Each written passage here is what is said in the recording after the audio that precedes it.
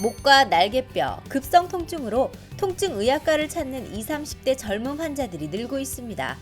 자고 일어난 후 혹은 직업상 어깨를 많이 쓰거나 PC와 스마트폰 사용 시 잘못된 자세 때문이라는데요. 알고 보면 목뼈와 날개뼈에 붙은 힘줄의 문제라고 합니다. 또한 테니스와 골프 엘보로 불리는 팔꿈치 통증도 팔꿈치가 아닌 손가락과 손목을 많이 사용하면서 생기는 통증이라는데요. 20, 30대 젊은 환자들을 괴롭히는 목과 날개뼈, 그리고 엘보 질환. 마취통증의학과 전문의 권성현 원장과 함께 알아봅니다. TBC 클리닉 건강 365 오늘의 주치의 마취통증의학과 전문의 권성현 원장님과 함께하겠습니다. 안녕하십니까? 안녕하세요. 안녕하세요. 마취통증의학과 전문의 권성현입니다. 네, 반갑습니다. 반갑습니다. 예, 사실 통증의학과 하면 뭐 저 같은 나이대 아니면 더 연세가 있으신 중장년층들이 찾는다라고 알고 있는데 요즘 20, 30대에서도 이 통증의학과 찾는 분들이 많아졌다고요. 예, 말씀하신 대로 요즘 젊은 환자들도 많이 찾고 있습니다. 주로 경추통, 네. 날개뼈 통증을 호소하시는데 제가 외래에서 많이 듣는 두 가지 예를 들어드리겠습니다. 첫 번째는 자고 일어났는데 갑자기 목과 날개뼈 근처가 아프다. 약간 오른쪽이 아픈데 고개를 돌리지도 못하겠다. 그리고 반대측으로 돌려도 환측이 아프다. 이렇게 이야기하시는 분들이 있고요. 네. 또 두 번째 예로는 음식점을 경영한다. 그래서 칼질을 많이 한다. 칼질을 하는데 칼질을 하다 보니 날개뼈 근처가 굉장히 아프다. 이런 식으로 목에서부터 등까지 전부 아파하시는 환자분들을 많이 만나게 됩니다. 네. 대부분은 컴퓨터나 스마트폰을 잘못된 자세에서 많이 사용하는 것 또는 직업적으로 어깨를 많이 움직이는 것과 관련이 있다고 생각이 됩니다. 네. 저도 이제 휴대폰을 이렇게 해서 몇 시간 많이 하면은 여기가 이렇게 좀 아프더라고요. 근데 보통 이런 걸 목 디스크로 알고 치료를 받으시는 분들이 계신데 이게 진짜 실제로 목 디스크 때문인 게 맞나요? 예, 아주 가끔씩은 목 디스크로 이런 통증을 호소하시는 분들이 있습니다. 그러나 대부분 거의 90% 이상 목뼈와 날개뼈 또는 갈비뼈에 붙어 있는 힘줄의 문제입니다. 자는 동안 또는 일을 할 때 잘못된 자세를 오래 하다 보면 힘줄에 압박이 가해지고 힘줄의 뿌리 부분인 뼈 근처의 힘줄에 문제가 생기는 것입니다. 보통은 목이 아프면 네. 아우 나 목 디스크인가 봐 병원 가야겠다 이렇게 얘기하지. 잠시만 뼈에 붙어 있는 힘줄에 뭔가 이상이 있는 것 같은데 이렇게 받아들이지는 않거든요. 그렇죠. 원장님. 네. 그러면 구분은 어떻게 하는 거예요? 이런 환자는 없겠죠 아마? 없죠. 목 디스크를 우선 구분을 해야 됩니다. 네.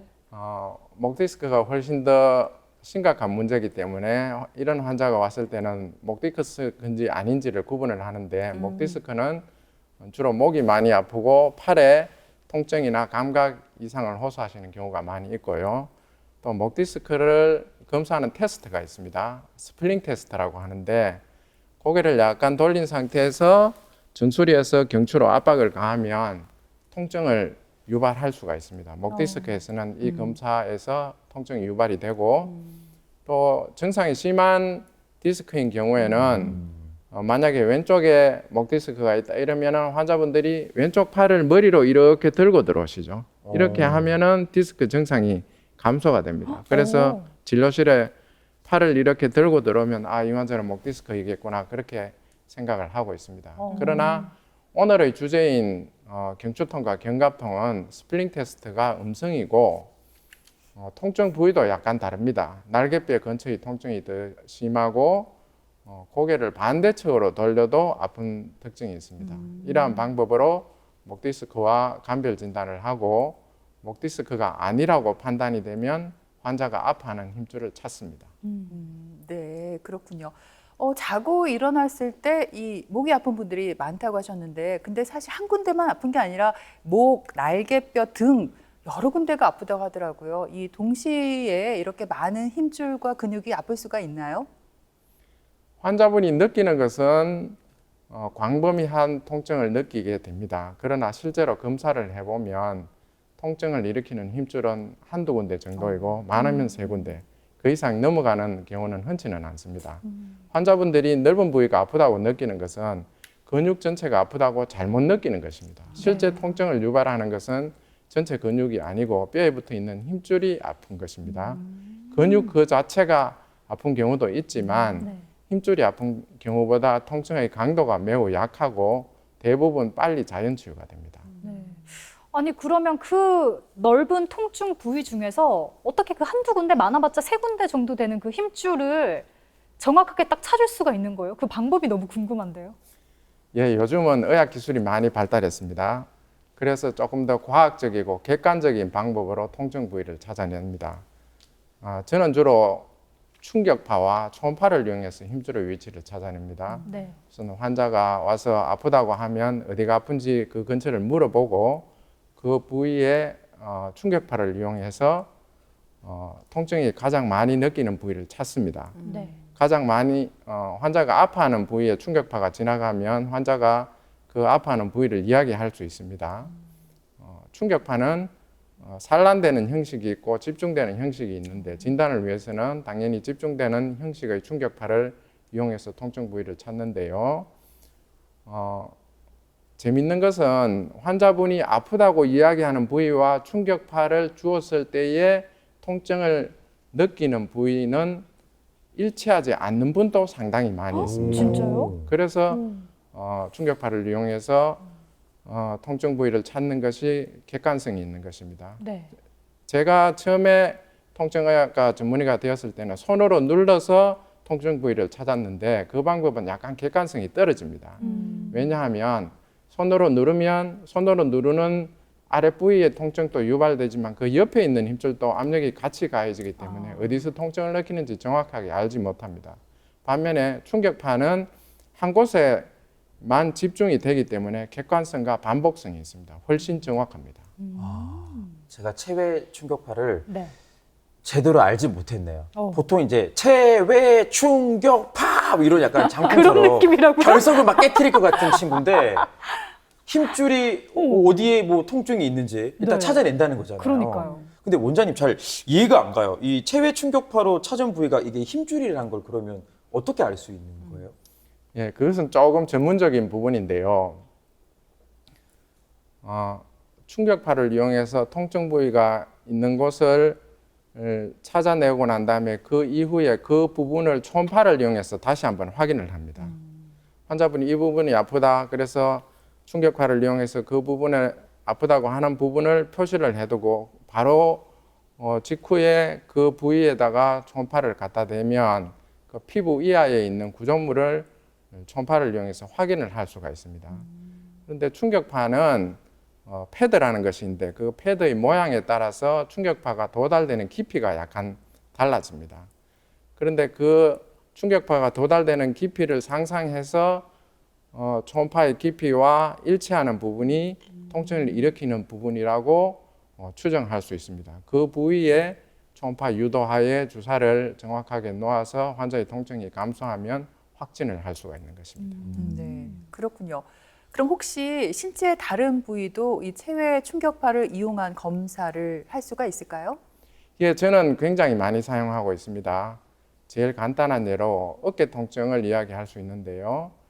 회전근개 파일의 아주 초기일 때 파일이 아주 작은 부위가 있을 때에 초음파를 이용해서 그 작은 부위를 찾아내는 것이 쉽지 않습니다. 네. 그러나 충격파를 이용하면 부위를 상당히 좁힐 수가 있습니다. 일정 부분으로 제한을 하고 난 다음에 초음파로 손상 부위를 확인을 하면 훨씬 확률을 높일 수 있습니다. 그리고 발이나 무릎이 아플 때도 통증 부위가 어디인지 명확하지 않을 때 충격파를 이용해서 그 부위를 찾아냅니다. 네. 그 초음파로 아픈 부위가 이제 확정이 되면은 그 주사 치료를 한다 이렇게 얘기를 해주셨는데 궁금한 게 이게 그냥 단순히 통증을 좀 완화하는 용도인 건지 아니면 진짜 이게 좀 치료용인 건지 어떤 목적인 건지가 궁금해요. 예, 이것은 절대적으로 치료용입니다. 아, 그것을 이해하기 위해서는 급성 힘줄 통증과 만성 힘줄 통증을 구분할 줄 알아야 하는데 네. 약 3개월을 중심으로 급성과 만성을 구분을 합니다. 급성 통증은 힘줄이 많이 뭉쳐 있는 상태이기 때문에 힘줄을 풀어주어야 합니다. 주사를 할 때 국소마취제 또는 약한 진통제, 리포라제라고 하는 조직을 약간 풀어주는 주사를 주로 합니다.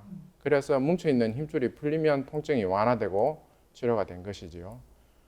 만성인 경우에는 힘줄이 이미 약해져 있습니다. 그래서 대부분 힘줄 강화 주사를 주로 합니다. 힘줄이 튼튼해져서 통증이 없어지면 그것은 바로 치료가 된 것입니다.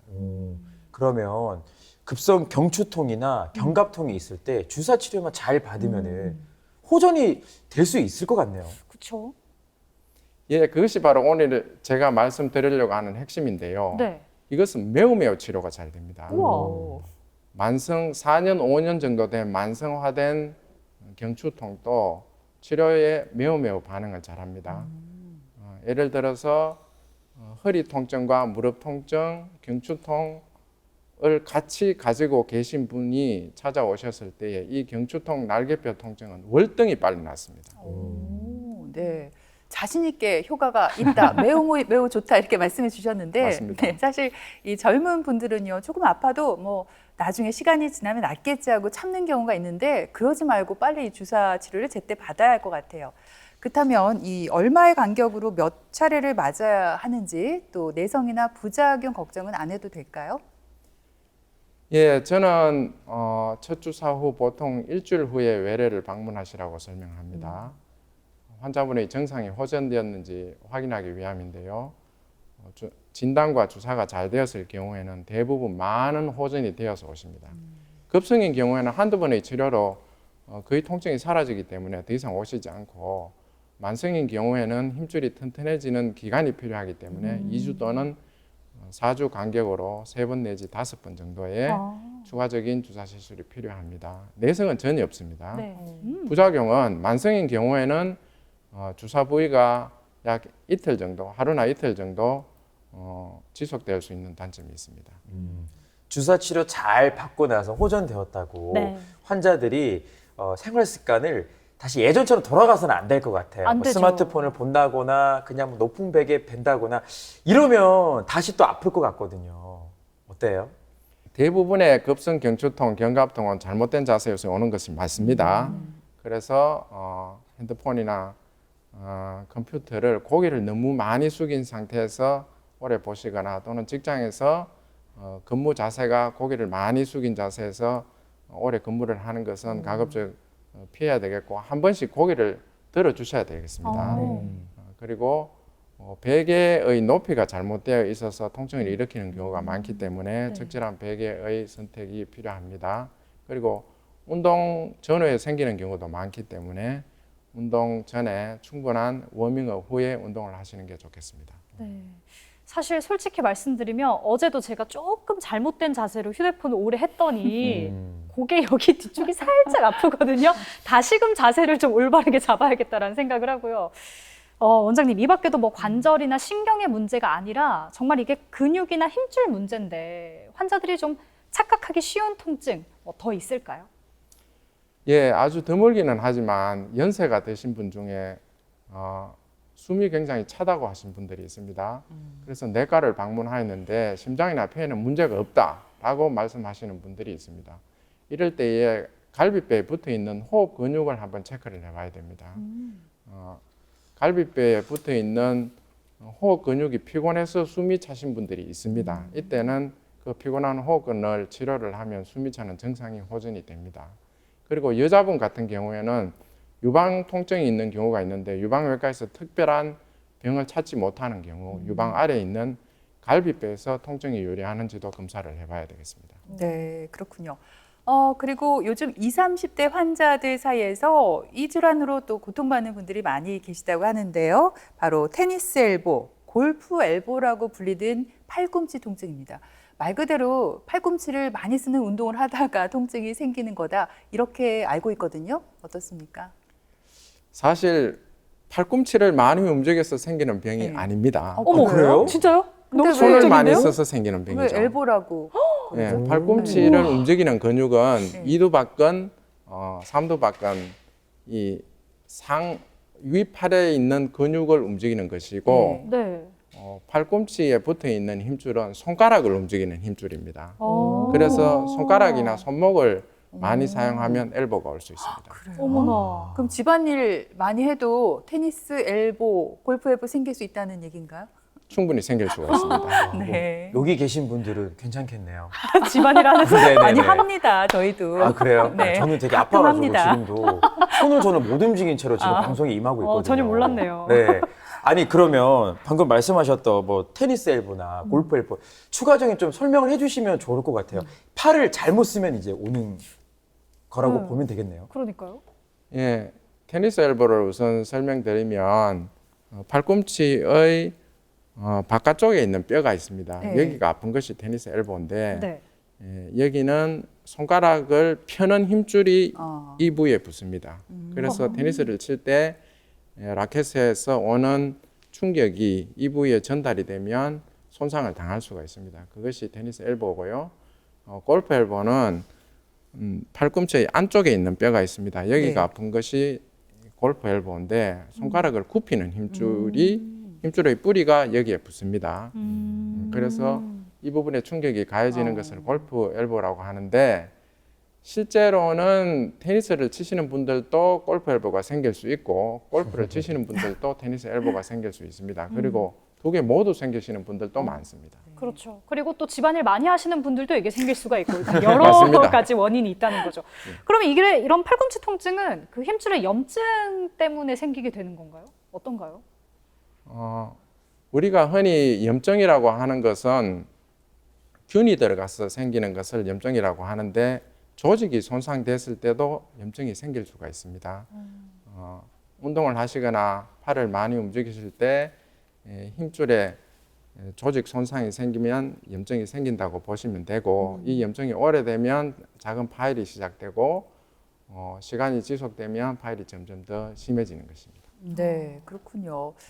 통증이 손과 손목을 많이 써서 생기게 된다고 하셨으니까 일단 1차적인 치료로는 이 손과 손목을 좀 안 쓰면 되지 않을까 싶은데 그럼 집안일도 좀 덜 하고 쉴까요? 이론적으로 파열이 없고 병이 초기인 경우에는 쉬면은 호전이 됩니다. 네. 하지만 일을 하지 않고 지내는 것도 실생활에서는 어렵고 테니스나 골프를 좋아하시는 분들은 운동을 하지 않는 것도 쉽지 않습니다. 그리고 병원에 방문하시는 분들은 약 일주일 정도 쉬어도 정상 호전이 되지 않기 때문에 병원을 방문을 하시는 것입니다. 증상이 지속될 때는 전문의와 정확한 진단과 치료를 위해서 상의를 하시는 게 좋을 것 같습니다. 그렇군요. 네. 뭔가 자꾸 통증이 느껴져요. 그러면 병원에 오면은 어떤 검사를 통해서 진단을 받게 되는 건지도 너무 궁금해요. 주로 초음파 검사를 합니다. 초음파 검사를 테니스 엘보나 골프 엘보 인대에 대면 아주 잘 보입니다. 그래서 힘줄에서 파열이 된 부분이나 또는 힘줄이 부어 있는 부분을 열심히 찾습니다. 양쪽을 비교해서 찾기도 하고요. 파열은 힘줄의 아래쪽에서 시작이 되기 때문에 아래쪽 힘줄에서부터 열심히 찾고 있습니다. 힘줄이 파열이 되었거나 또는 부어 있는 부분이 의심이 되면은 그 부분에 주사를 합니다. 주사를 하게 되면 약물이 들어가서 파열된 부분을 채우게 되는데 그 액체가 조영제 역할을 하게 되어서 병변이 더욱더 명백하게 보이고 진단이 훨씬 더 쉬워집니다. 그리고 주사액이 관절액으로 들어가는 관절 안으로 들어가는 경우가 있습니다. 관절을 둘러싸고 있는 막이 있는데 그 막이 같이 찢어지는 경우가 있습니다. 그것을 주사를 할 때 반드시 확인을 해야 됩니다. 왜냐하면 관절막이 찢어지면 향후에 수술적인 치료를 해야 될 가능성이 훨씬 높아지기 때문에 반드시 그 부분을 확인을 해야 되겠습니다. 네, 그러니까 이 테니스 엘보, 골프 엘보를 진단하기 위해서 초음파 검사를 한다 이렇게 말씀을 해주셨는데 네. 이런 힘줄 관련 질환에서 초음파 검사가 중요한 이유 또 따로 있다고요? 예, 진단을 정확히 하는 것이 가장 중요하고 두 번째는 주사를 할 때 초음파를 보면서 주사를 하는 것이 중요합니다. 약물이 내가 원하는 곳에 정확하게 들어가고 있는지를 반드시 확인을 해야 됩니다. 왜냐하면 우리 손에는 신경이 많이 지나가고 있습니다. 팔꿈치 주위에는 요골신경, 척골신경이라는 것들이 지나가는데 약물이 다른 곳으로 빠졌을 때는 원치 않는 신경 증상이 나타나는 경우가 있습니다. 주사 맞고 나서 팔이 저리다 이렇게 호소하시는 분들이 가끔씩 있습니다. 신경은 주로 힘줄막 사이에 지나가는데 이 힘줄막 사이에 주사약이 들어가면 신경 쪽으로 약이 퍼져서 신경 증상이 나타납니다. 그래서 약물이 정확하게 내가 원하는 곳에 주사되고 있는지를 확인하는 것이 필요합니다. 앞에서 원장님께서 목이나 이제 날개뼈 통증 있을 때 뭐 힘줄을 강화하기도 하고 때로는 또 힘줄을 풀어주는 주사 치료도 한다고 하셨는데 팔꿈치 통증이 있을 때도 주사 치료를 하는 거예요? 예, 저는 주로 주사 치료를 합니다. 엘보 치료에 있어서 가장 중요한 것은 힘줄을 보존하는 것입니다. 네. 현재 엘보 치료에는 약물요법, 물리치료, 충격파 치료, 도수치료, 주사치료 등을 사용하는데 그 중에서 제 경험상 가장 효과적인 방법은 주로 주사치료입니다. 치료의 처음에는 주로 프롤로 주사를 합니다. 프롤로 주사라고 하는 것은 고농도의 포도당을 손상된 힘줄에 넣는 방법입니다. 고농도 포도당을 넣으면 포도당의 농도 차이에 의해서 우리 몸에 있는 정식 인자를 불러 모아서 힘줄을 재생시키는 방법입니다. 그 외에도 제약회사에서 제조한 PDRN 주사, 콘주란 주사 같은 DNA 주사라고 하는 것들이 사용되고 있고요. 이외에 자기 피를 뽑아서 넣는 방법, 혈소판 풍부 혈장이라고 하는데 이것을 넣는 방법도 있습니다. 이 방법은 조직 재생에는 굉장한 효과가 있습니다. 그래서 다른 주사 치료에 잘 반응하지 않는 경우에는 저는 많이 사용하고 있습니다. 그러나 단점도 있습니다. 이것은 주사 부위 통증이 굉장히 심합니다. 그리고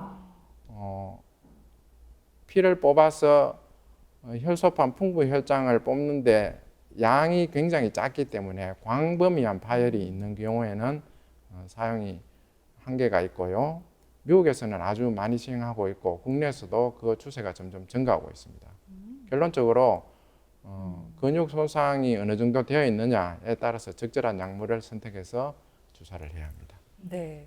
지금 뭐 약물 치료 방법 여러 가지 말씀해 주셨는데 어르신들 같은 경우에는 뭐 관절이 아프고 할 때 스테로이드 주사를 많이 맞으시잖아요. 근데 이런 통증이 있을 때 스테로이드 주사를 맞는 건 어떤가요? 효과가 좀 있습니까? 예, 과거에는 트리암시놀론이라고 하는 물에 녹지 않는 스테로이드를 힘줄에 주입을 많이 하였습니다. 이 방법은 통증을 즉시 완화시켜 주는 데는 굉장한 장점이 있지만 힘줄을 약화시키는 결정적인 단점이 있습니다. 오랫동안 트리암시놀론 주사를 맞으신 분들은 힘줄에 탄력성이 없습니다. 주사를 해보면 힘줄이 약간 퍼석퍼석한 느낌이 납니다. 건강한 힘줄은 질긴 느낌이 나야 되는데 탄력성이 없는 힘줄은 파열도 잘 되고 기능도 잘 하지 못합니다. 그래서 될 수 있으면 트리암시놀론 주사를 힘줄에 맞는 것은 피해야 한다고 생각합니다. 네. 그럼 지금 말씀해주신 주사 치료를 이렇게 잘 받았어요. 이후에 좀 어느 정도 시간이 지나야 뭐 테니스, 골프, 뭐 이런 좀 운동이나 일상생활을 원래대로 잘 할 수 있을까요? 예, 주사 치료를 받으시고 어느 정도 통증이 완화가 되고 나서도 운동을 시작하는 데는 약 한 달 정도의 시간이 필요하다고 생각합니다. 한 달이요? 그 이유는 힘줄이 재생되는 데는 보통 한 달 정도 걸리고요. 힘줄이 재생되어서 통증이 줄었다 하더라도 운동을 하실 때는 준비 운동을 열심히 하시고 손목 보호대와 팔꿈치 보호대를 반드시 같이 사용하시는 게 좋을 것 같습니다. 왜냐하면 손가락을 움직이는 힘줄이 손가락의 끝에서 팔꿈치까지 같은 한 단위이기 때문에 두 군데를 동시에 잡아주셔야 힘줄이 보호가 됩니다. 사실 의학 기술이 뭐 매스컴을 통해서도 제가 확인하고 있지만 나날이 발전하고 있지만 현장에서 또 요구되고 있는 이런 부분까지 좀 발전되었으면 좋겠다 느끼는 부분도 많으실 것 같아요. 원장님도 수많은 환자들을 만나잖아요. 야, 이런 부분은 좀 개선되었으면 좋겠다. 어떤 점이 있어요? 예, 제가 통증 환자가 왔을 때 통증을 찾는 방법에 대해서 자세하게 설명을 드렸는데 처음에 충격파를 이용해서 그 부위를 찾고 다시 그 부위에 초음파를 이용해서 부위를 확인을 하고 초음파 가이드 하에 주사를 놓고 이렇게 합니다. 그래서 제가 아무리 열심히 하고 조심히 해도 오차가 날 수 있습니다. 시술이 바뀔 때마다 부위가 약간 움직일 수 있고 차이가 날 수 있기 때문에 충격파와 초음파가 같은 한 기계에서 시행할 수 있는 기술이 발전해서 그런 기계가 만들어진다면 오차가 훨씬 줄어들 것 같은 느낌이 듭니다. 앞으로는 미래에는 그런 기계가 발명이 되리라고 저는 생각하고 있습니다. 네. 그럼 뭐 많은 환자들이 원장님 그 기술 덕분에 가볍게 건강하게 생활할 수 있을 것 같아요. 끝으로 목이나 날개뼈 그리고 팔꿈치 통증을 갖고 있는 환자분들을 위해서 해드리고 싶은 말씀 있으면 전해주실까요? 예, 통증을 너무 참지 마시기 바랍니다. 조기에 오셔서 빨리 검사를 하고 치료를 하면 치료도 잘 되고 후유증이 없습니다. 그러나 통증을 너무 참다가 오시면 힘줄이 당한 후에 오시게 되면 치료 기간도 길어지고 치료도 잘 되지 않는 단점이 있습니다. 그래서 조기에 통증이 있으신 분들은 조기에 통증 전문의를 찾아오셔서 치료를 하시면 좀 더 건강한 생활을 할 수 있다고 생각합니다. 네, 너무 참지 말고 병원을 빨리 찾아라 이런 네. 말씀이시죠. 네, 지금까지 이 시간 도움 말씀에 마취통증의학과 전문의 권성현 원장님께서 수고해 주셨습니다. 오늘 말씀 잘 들었습니다. 고맙습니다. 고맙습니다.